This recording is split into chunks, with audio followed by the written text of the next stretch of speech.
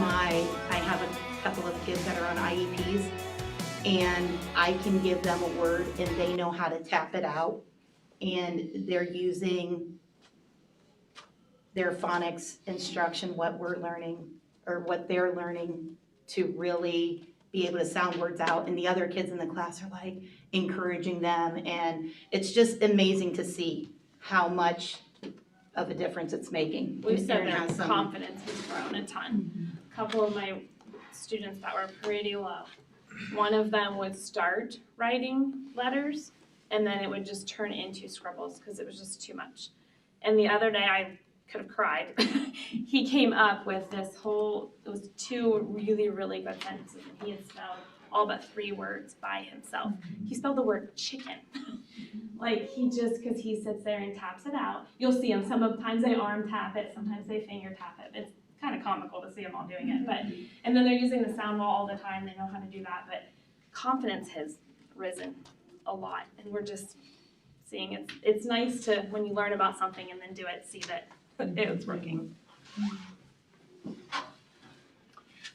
So we both have these books, Shifting the Balance and the U-Fly books, if you're interested in looking at them. We'd also like to, if you're ever interested in seeing how we're incorporating this into our classrooms, we welcome you to come and visit. We usually do it first thing in the morning. Like what time is that? Between, I do it from like 9:10 to 9:35, and I'm right after that. 9:40ish, and she's right after it. The U-Fly book, does that specific, is that grade specific? It's a K to 2 technically. Okay. Technically, we should not be doing this in 3rd grade, but it's a Right, catch need, up. because we're all learning this and we're all trying to shift. So hopefully down the road, Right. we won't. But yes, it's divided up between K1, 2. So we skipped over the letter, Yeah, the the kindergarten. introduction, the letter part of it, which was kindergarten, and started on the lessons that follow after that. And we're really emphasizing the spelling piece of it for our kids. Yes, it's helping them with their reading and their sounding out words, but we're really focusing too on the writing and the spelling piece of it.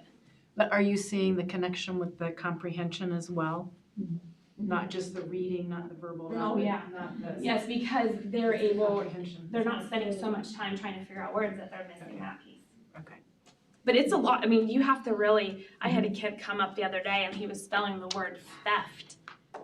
And their first reaction is to not sound it out. Right.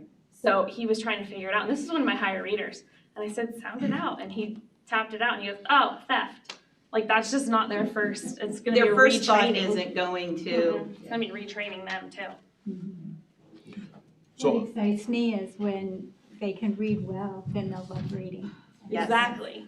And it's not a chore, a task to dig through it all. so I would say, as a district, when this change came out, that we were moving towards the science of reading, in reality, in the beginning, we were all like, oh, really?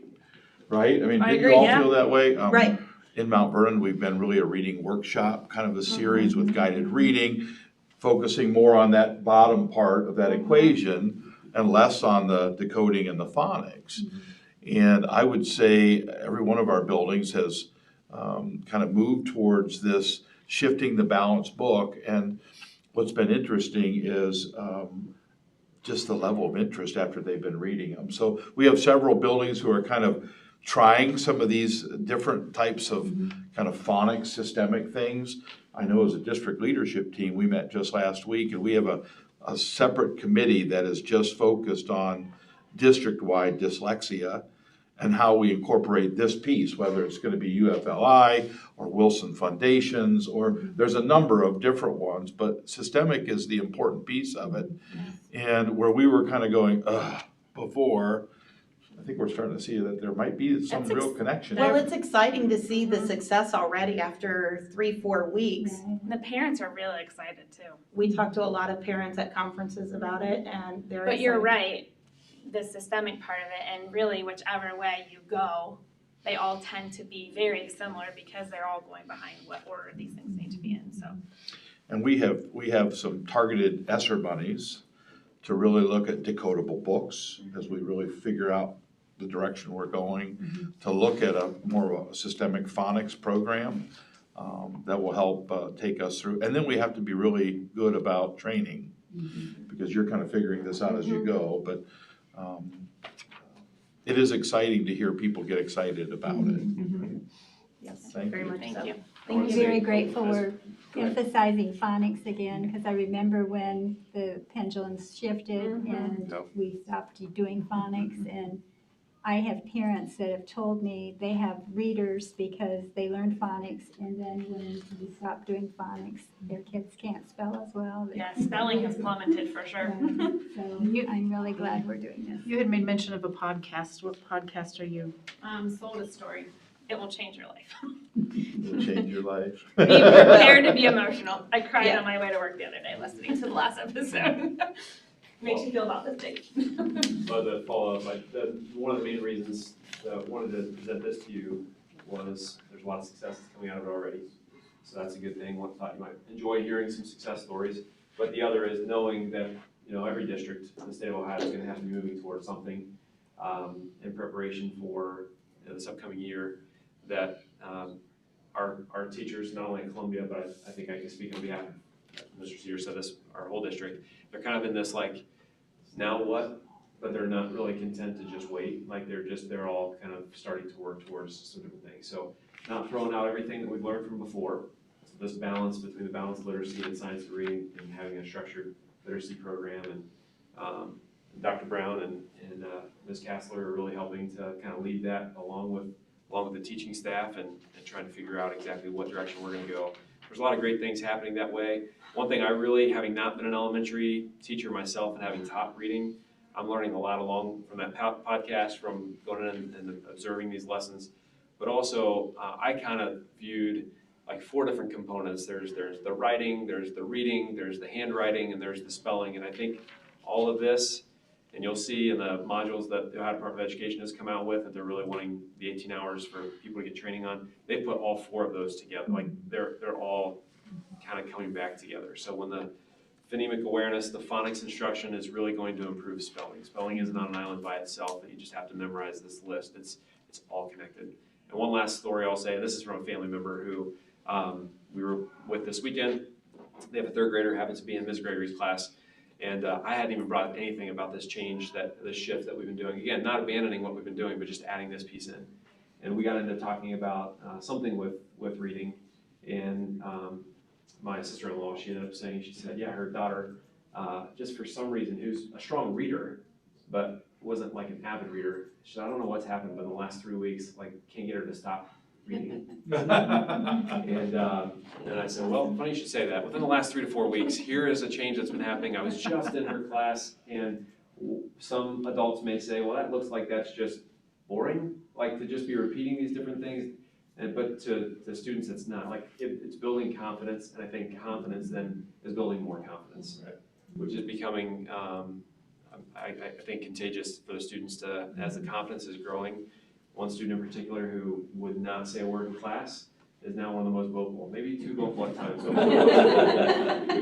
in class these days. I think just confidence is growing. So wanted you to just know, as we're preparing, that behind the scenes, the district is doing a really nice job of trying to move us forward in our reading instruction. So Great. thanks for your time. One last question. Are you springboarding this with Haggerty?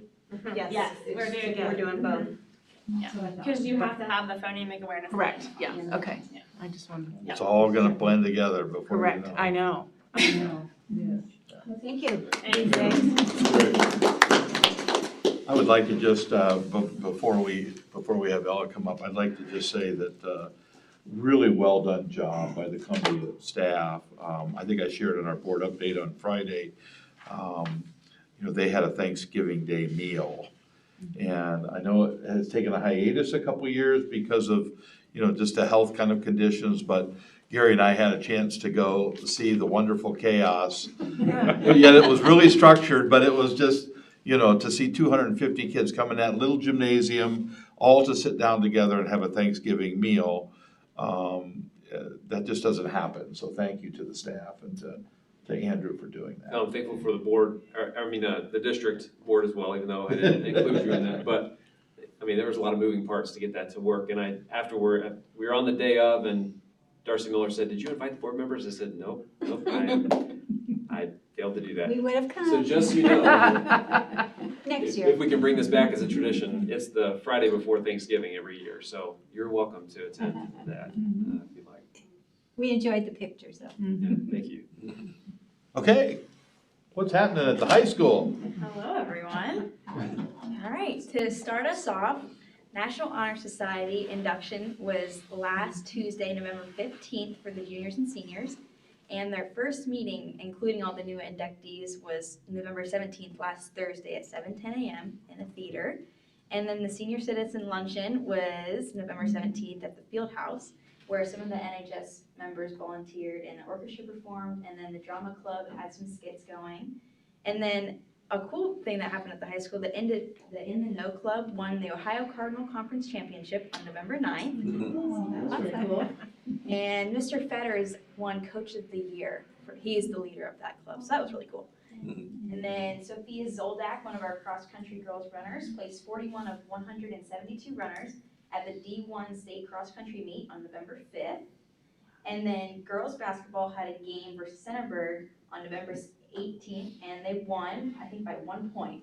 And then their next game is their home opener this Tuesday, November 22nd, varsity at 7:30 p.m. versus DeSales. And then boys basketball begins their season this Wednesday, November 23rd, with the varsity at 6 p.m. and then versus Centerburg, with the high theme being a whiteout. And then swimming, wrestling, and bowling teams are beginning their seasons here shortly. And then Thanksgiving break for all the students starts Wednesday, November 23rd, and then ends the 28th. And we are very thankful for an extra long Thanksgiving break.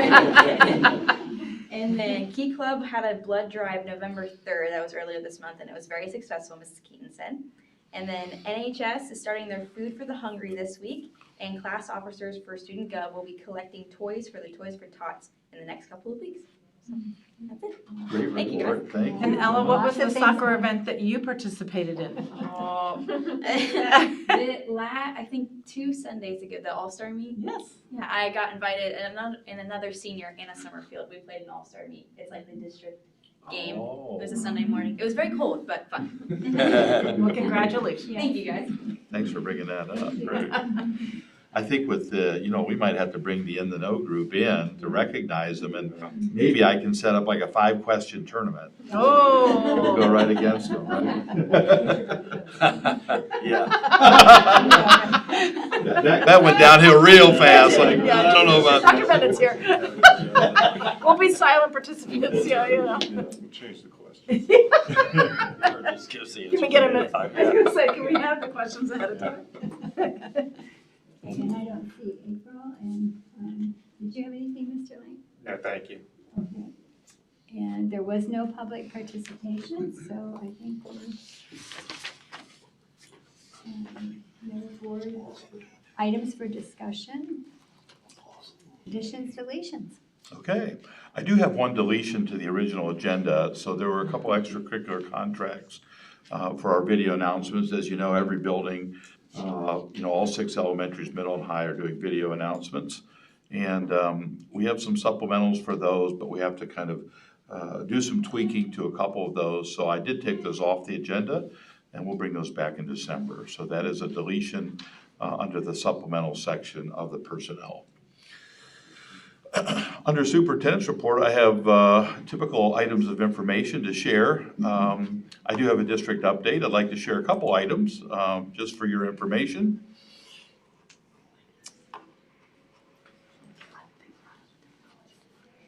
And so this is our November update. Obviously, Thanksgiving is right around the corner, so we want to wish everybody a happy Thanksgiving. I wanted to throw this in as item for information. The holiday season is, well, it's here, basically. And so as you look at the secondary and elementary, and you're looking for a cheap date night, feel free to come out and to see one of these events. So on the left-hand side, you'll see the middle school, and the high school do join up in a number of things. Band and orchestra at the middle school will be separate, as well as the high school band and orchestra, but middle school and high school choir will combine. And this should be on your agenda link, so you can take a look at that. And then, of course, all 6 elementaries will be having different shows. As condensed as the schedule or the calendar is, we've got a couple nights where we'll find ourselves trying to hustle to a number of different events. So I thought you might be interested just to see that holiday program, because actually December 6th, I think, is our first event, so that'll be right around the corner.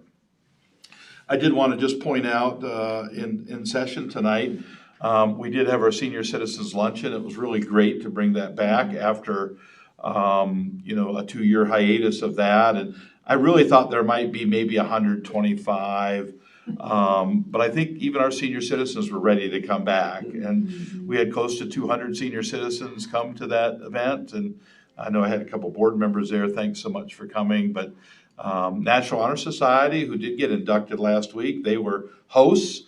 And what you'll notice is we sit a group of seniors at each table, and every table has a National Honor Society member at it, or a Key Cub member who's kind of serving them, but then they're telling their naughty little secrets about when they were in school. And it's always a good time. Our kids serving here on the right.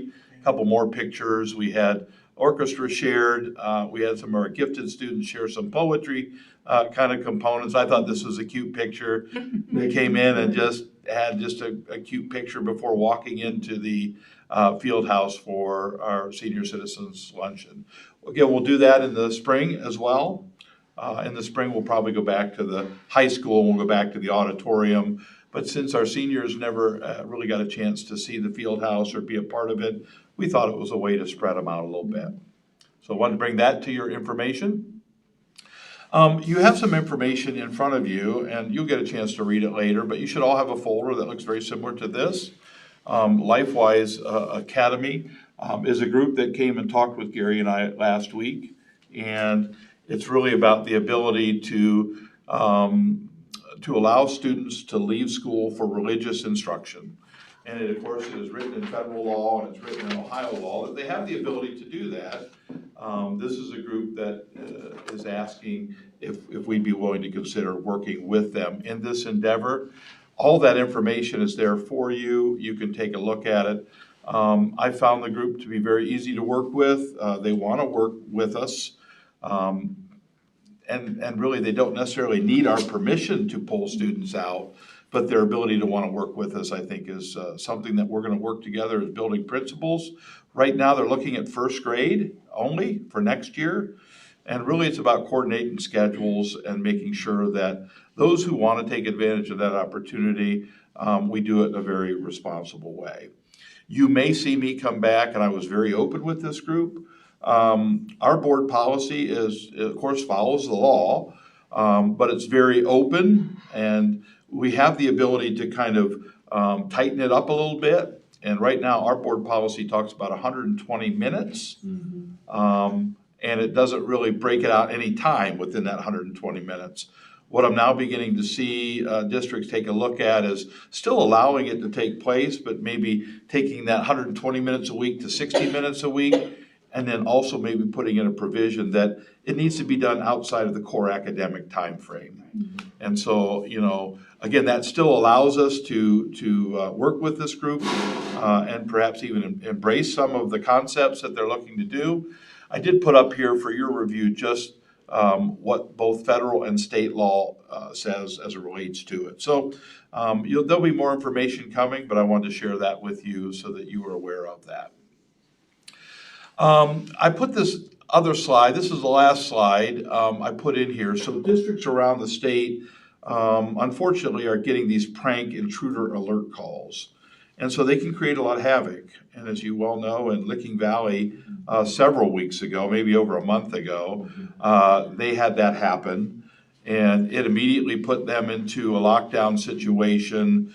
And the way their campus is, it caused some real interesting dynamics. And it really caused a lot of panic and confusion.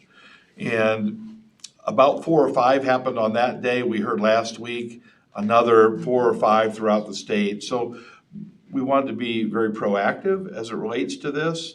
As a set of district superintendents from Knox County, we met with the superintendent from Licking Valley to kind of walk through their scenario. And yet at the same time, while we felt we had good protocols in place, understanding that we have these fake calls that are coming in, what we're beginning to learn is that they have a lot of similarities to their calls. It's really a quick announcement about, oh, there's a shooter on such and such a floor, and then they generally will hang up pretty quickly thereafter. We have, all of our secretaries have a sheet, and so they have a series of 6 questions there to ask. And, if they hang up on us and don't allow us to work through those, we're gonna treat that as a more modified situation, call 911, and then we'll go through just a little different protocol than to immediately go into the full lockdown alert.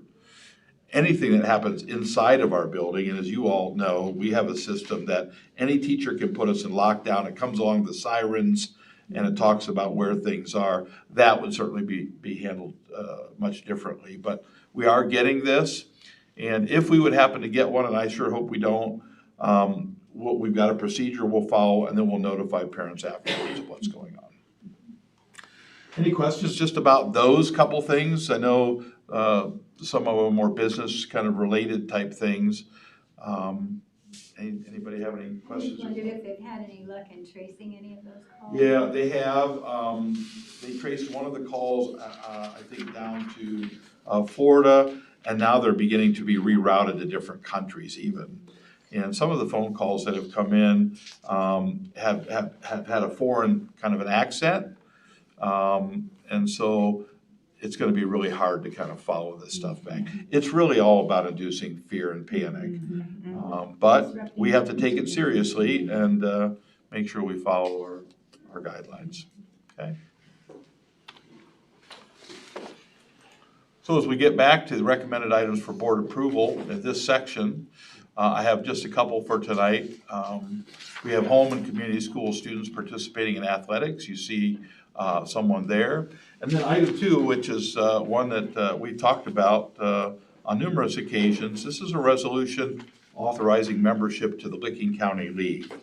And again, as I've shared with the board, our relationship with the Ohio Cardinal Conference has been a really good one. And in a lot of ways, sad to maybe look to move a different direction, but this makes the most sense for our community and for our students. The drive times will be much less. We're gonna focus more of our playing time in the central region, which is where all of our students get recognized for extra, awards. And so right now, the way it looks, we'll begin the 24-25 school year in the Licking County League, unless something would happen along the way where they can fill that vacant seat and maybe release us a little bit early. But I don't know that I anticipate that. And even if that occurred, it would probably just be for the fall or the winter and spring sports of next year. So those 2 items for board approval tonight. Okay, I would entertain a motion to approve those 2 items. So moved. Thank you, Mr. Ward. Do I have a second? I'll just- Thank you, a second. Were there any questions about items? Would you call the roll, please? Mr. Ward? Yes. Mr. Workman? Yes. Mrs. Getzmann? Yes. Dr. Bennett? Yes, motion carried. Thank you.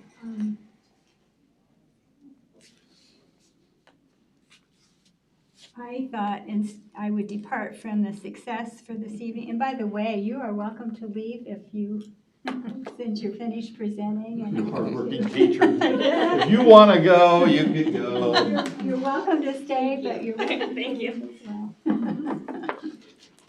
Oh, too late. Sorry, gotta sit back down. Just give it a look. And thank you so much for your Thank presentation. Have a you. good evening. Andrew was thinking hard about that too. I can. The lead, yeah. I wanted to share one of the sessions I went to at the OSBA conference, and it's called Virtual Reality Looks Cool, but can it actually help students teach math? And I just thought it was really exciting. The owner of the company, the CEO, Prisms of Reality, actually was there, along with several school districts who were participating in it. And there, if you scroll on, yeah, right. Okay, this is where I'd like to take some time. It was launched in 2019, and it works to integrate virtual reality into algebra and geometry, and she hopes to expand to science. Her background is physics and math. She talks about Prisms as the first spatial learning platform for math education, And it's backed by the National Science Foundation and the National Institutes of Health. And that they're using virtual reality to scale a new way of learning core math and science concepts that build confidence in the math classroom. And they do this by fully immersing students in relevant problems. And then she gave several examples. Students can take on the role of an air traffic controller and construct linear equations to model two flight paths destined for collision. Or they step into the shoes of an urban planner to experience the impacts of urbanization and create a quadratic equation, to design a green space of maximum size for the city. And then by solving these, they gain a foundational STEM skills in grades 7 through 11. And she used one example about exponential notation. And if you've heard the expression, you know, it increased exponentially. When you study exponents, kids don't think there's much use for that. But she gives an example of during COVID, when the hospital beds were filling up and we were, you know, how it was an exponential curve. And so she actually has an example where the students are in a hospital and they're seeing the beds fill up. And finally they realize, you know, it's not a linear, it's a steep curve. So just being in the moment helps them to really get excited about math and to see its value. And the virtual reality helps to get them interested in STEM, for example. She said kids who didn't like math before really like it. And I was finding some other examples. They conducted an early efficacy study during their National Science Foundation Phase 1 research. And they found that on the average, there was a double-digit learning gain in students upon completion of the prisons and relative to standard-aligned benchmarks. And these findings acted as a springboard for other studies led by WestEd, a nonpartisan nonprofit. So they have a lot of research backing up the plausibility of it and the success rate.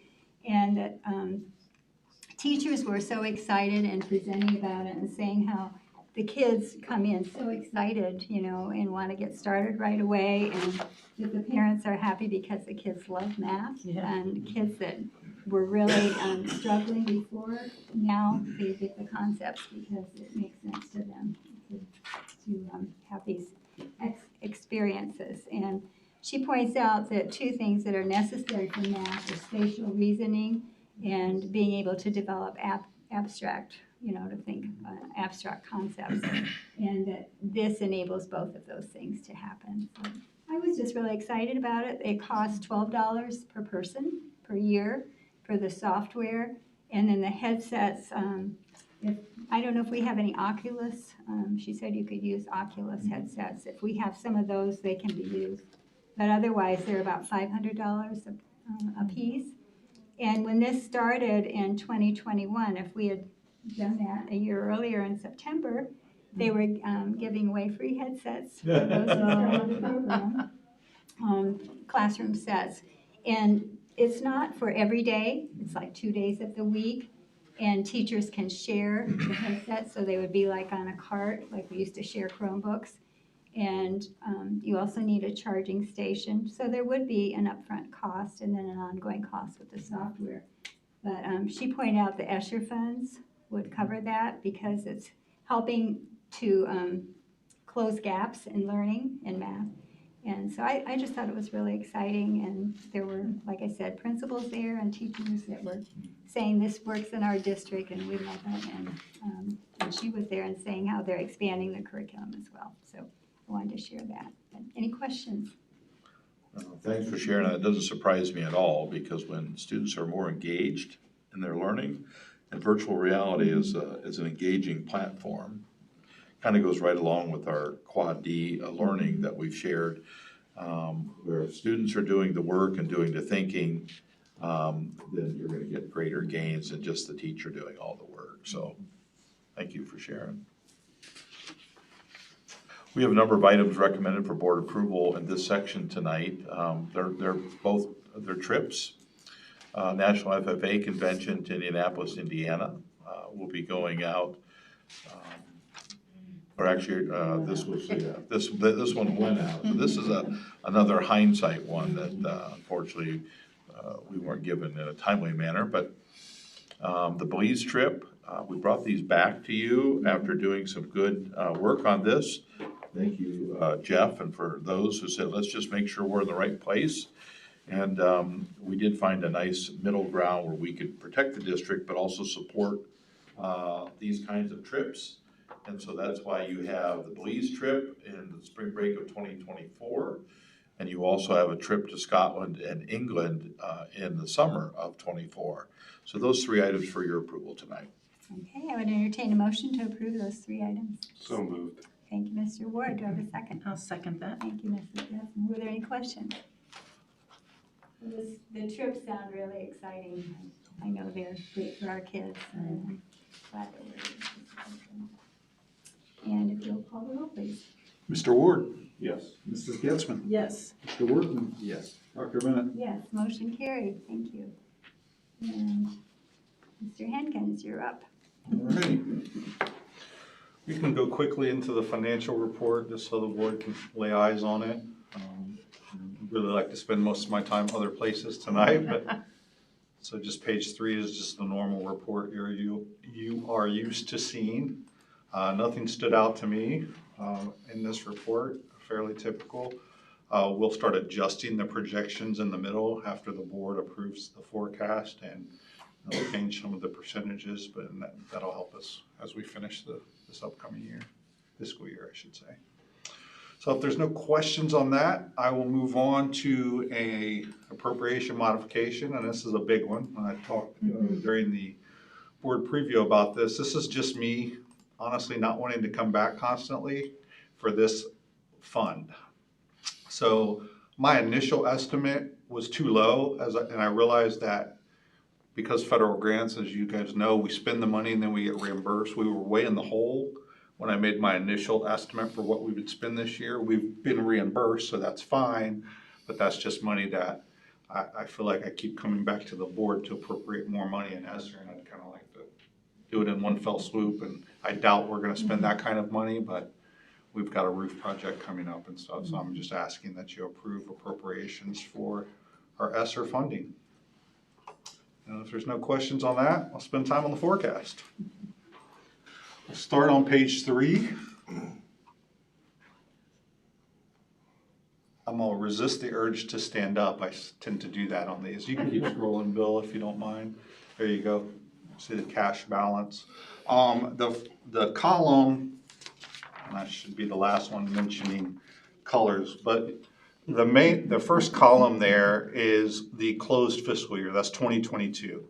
So that's done. You can see we had a very healthy cash balance of $9.8 million at the end of fiscal year 22, which is great. I want to point out a couple things about this, even publicly, so the public can hear these things. We do have a strong cash balance, but as you can see, even potentially next year, I'm going to stand up. I can't. Even potentially next year, we are close to deficit spending. We could deficit spend. As you know, this is a projection this fiscal year. With the way inflation is working, we try to build those things in. I went back and made sure we've locked in our rates for electricity, we've locked in our rates for gas in 2025. We try to take care of all the variables so that we don't get surprised. But with inflation the way it is entirely possible we could start deficit spending this very fiscal year. While I don't think we will, it's possible, and that's a problem. Because once we start deficit spending, it's just going to compound.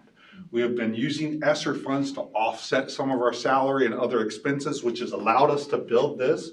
It's the highest one I've ever seen here. The problem is we're going to fall off a cliff. Once those ESSER dollars go away, we're going to start deficit spending, and it's just going to compound, and we're going to have to make tough decisions like, do we ask our community for additional funds, or whatever the board's pleasure is regarding that.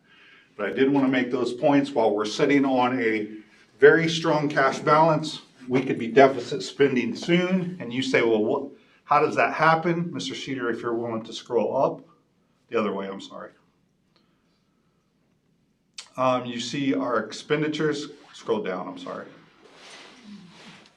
You can see where personnel, we negotiate a new contract, that gets more expensive. Obviously, insurance, the inflation in the medical field has outpaced even the inflation we've seen in our day-to-day lives. So that's an increase. You add all those increases, and then you can see why things start to look much different. During the preview, we went through almost every page of this, which I thoroughly enjoyed, but I'm not sure everyone would want to do that this evening. So that is kind of a broad overview, and as I said, and Mr. Ward gave me this advice, if I could give you just a couple of takeaways. Yes, we have a strong cash balance, but we could be deficit spending as of this year. And then things start to get dicey very quickly once we're deficit spending. And then you can see why of the change with just the expenditures and mostly personnel and benefits, but even supplies and materials, we project things to go up.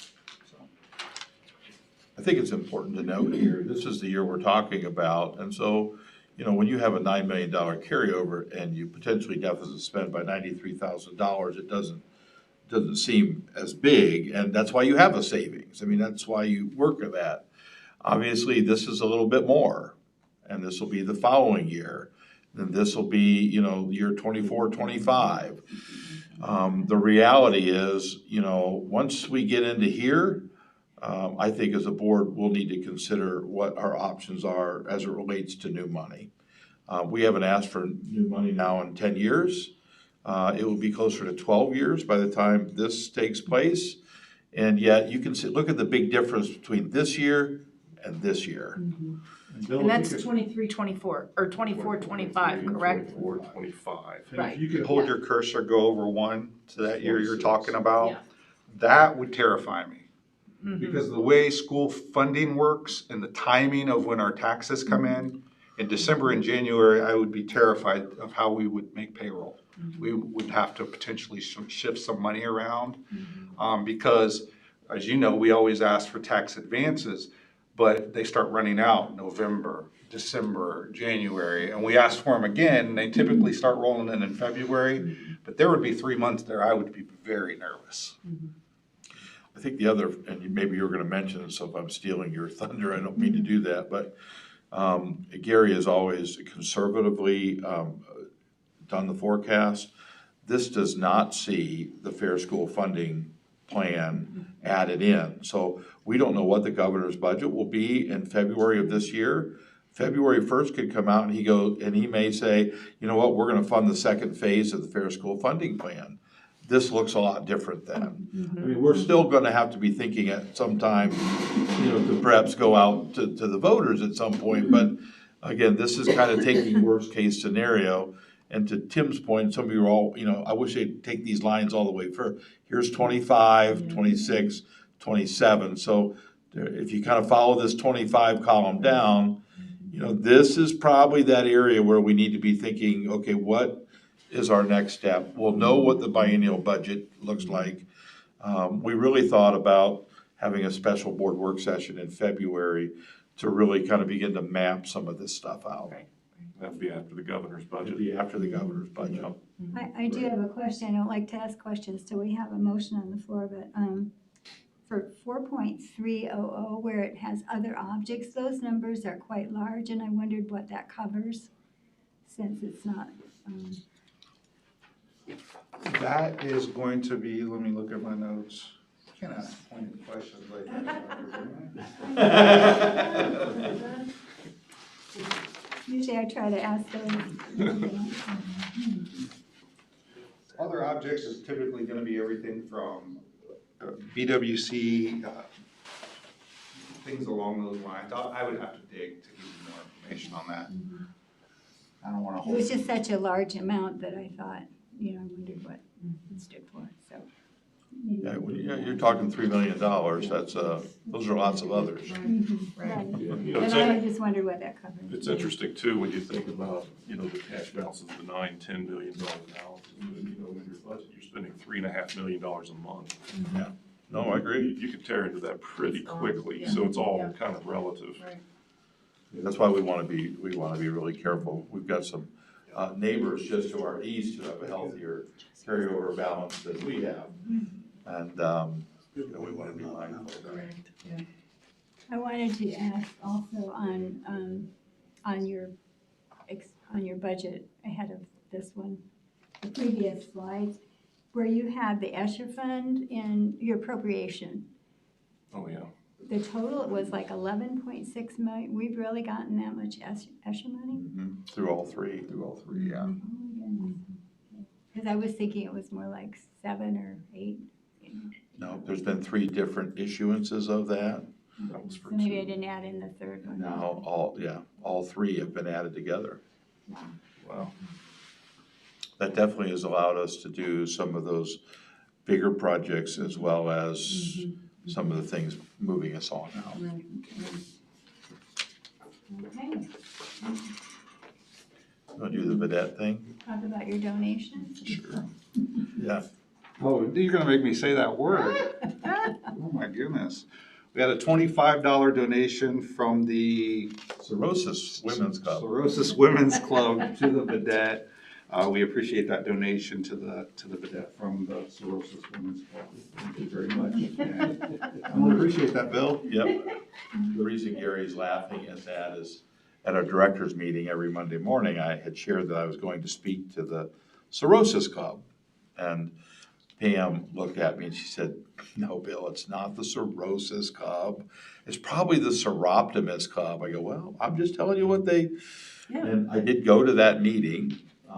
It was about 16 ladies at Briarwood, and it's pronounced Cirrhosis Club. It's an all-women's club that was formed, back in its infancy in the late 1800s, and we've got a group of women who just meet and they invite people. Interesting.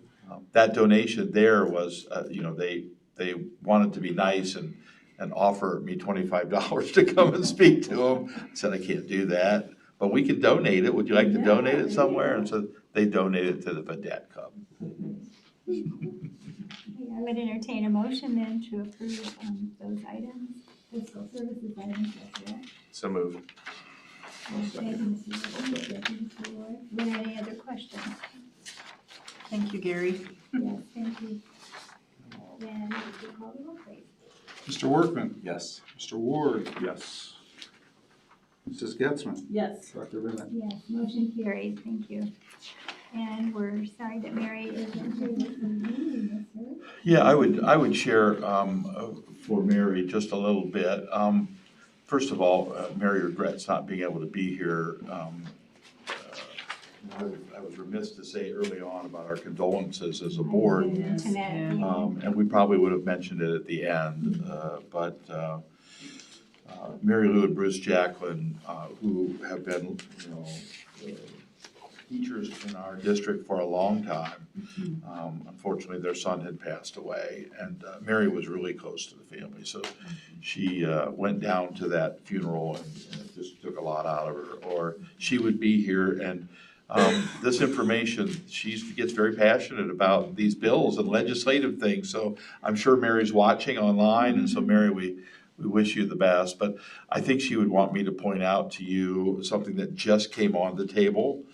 I know Jeff Ward and I talked about this most recently, but Senate Bill 178, I want to take a look at that a little bit.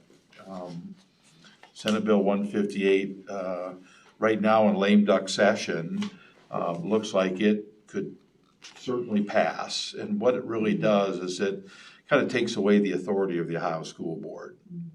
And so if you get a chance to look at that legislation, it would really reduce the Ohio School Board down to really just hiring a superintendent, licensure, disciplinary actions, and that's about it. It would take all of the powers of, quote, academics, standards, that stuff, turn it all over to the Do you mean legislature. Ohio School Board or do you State mean Board of State Board of Education. Education? State Board of Education.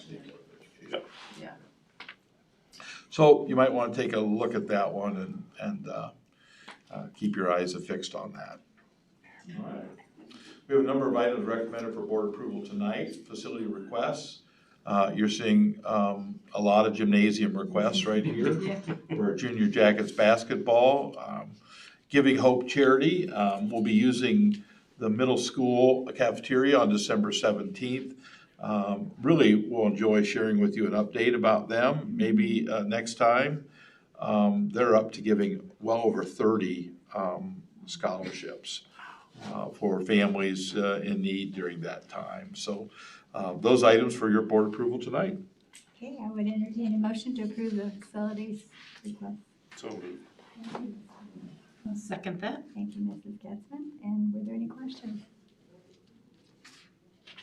We're glad that our facilities are being so well used. Would you call the roll, please? Mr. Ward, Yes. Mrs. Getzmann, Yes. Mr. Workman, Yes. Dr. Bennett. Yes, motion carried. Thank you. Do you have an update? I do not, other than football playoffs are nearing the end.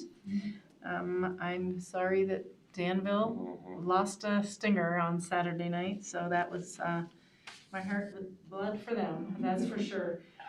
But other than that, playoffs and winter sports are well underway, so. Great. Yeah. Okay, thank you. No items for board approval tonight into this section. Good for now. Under personnel and certificated staff, just one item for information, a couple salary change notices for folks who are in the middle of their contractual cycle.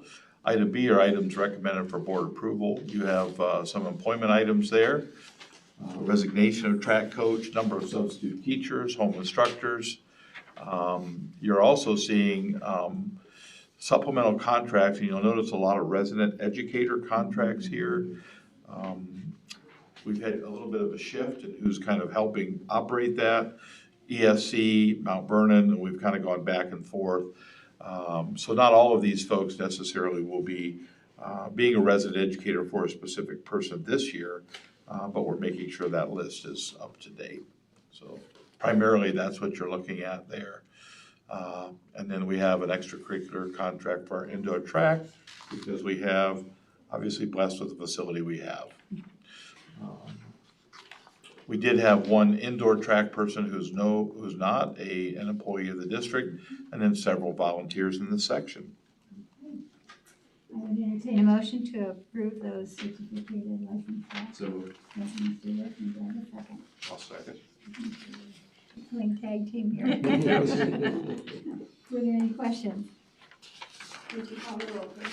Mr. Workman, Yes. Mr. Ward. Yes. Mrs. Getzmann, Yes. Dr. Bennett. Yes, motion carried. Thank you.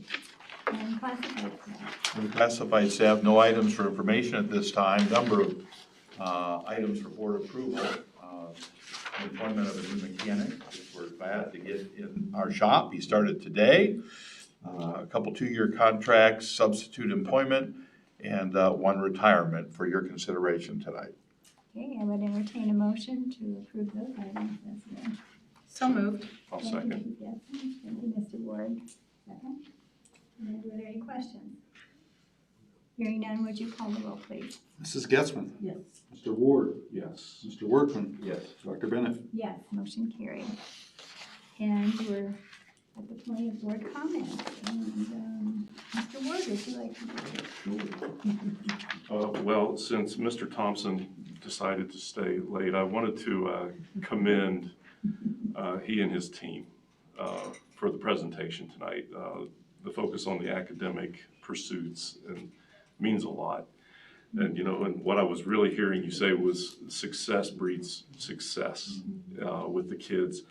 But I also want to realize too that success breeds motivation with the teaching staff too. You could feel their energy seeing the kids succeed. And that builds, that's a momentum piece that I want for our adults to experience too as part of this. So it's great to see that happen. Keep doing it. And I appreciate the efforts that have gone into that. So thanks. Thank you. Getzmann.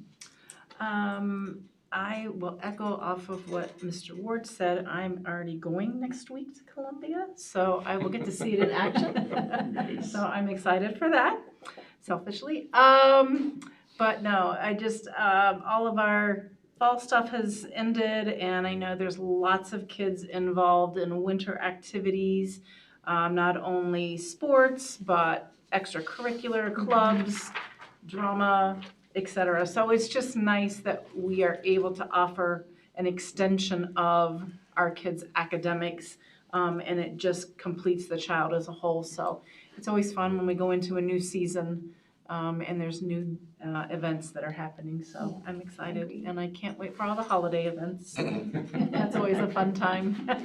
Thank you. Mr. Workman? There's not always a lot to say.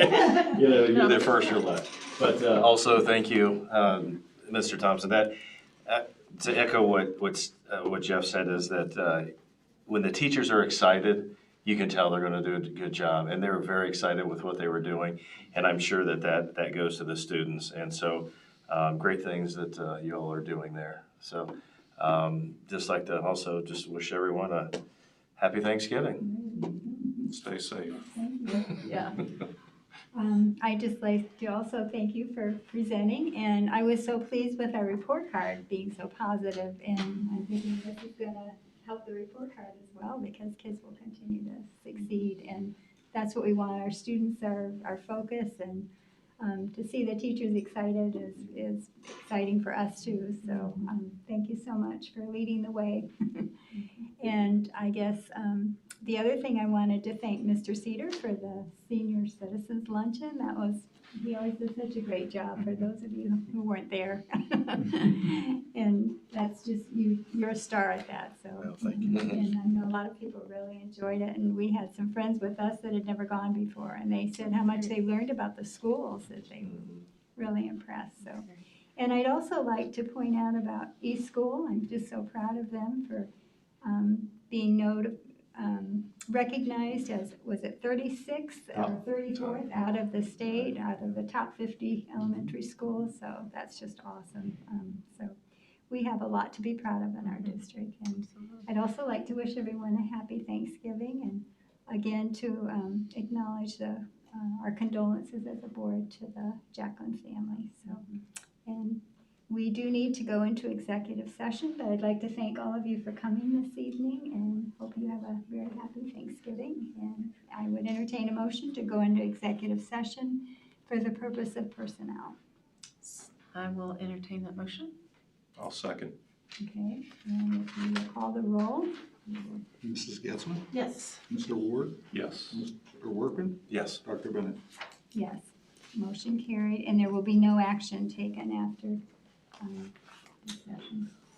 I'm making some introductions. I know you're gonna go into executive session. These are our colleagues from East Knox, board members, who have joined us tonight, and they kind of wanted to see how Mount Vernon School Board meeting might run.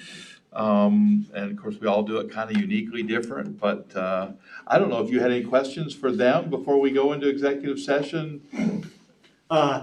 No, this is my first year as a board member, and I'm just getting my feet wet, and I'd just like to see how somewhere else does their business. And I was very impressed, and hopefully we can maybe copycat some things off of you. That's But one thank thing you. about education, we all steal from each other. Yeah, I feel the Your same. ideas. Thank you guys very much. Yeah, thanks for coming. Thank you. welcome. Thank you for And coming. I'm sorry I didn't Absolutely. think to enter. Yeah, I know they're looking maybe to do some video streaming like we do, and, yeah, so we all have our neat little challenges, and, we can all learn from each other. All right. Thank you. You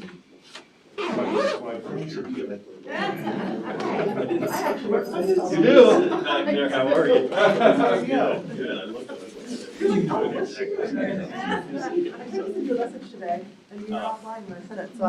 He doesn't work? No, I know. Those stay on. Like your neighbor, they're not there? Yeah. So did you want to go to the? We changed it so far, so it's like- We can hear them. You can stay here. I'll get out of your way. Thank you. My name's Jeff.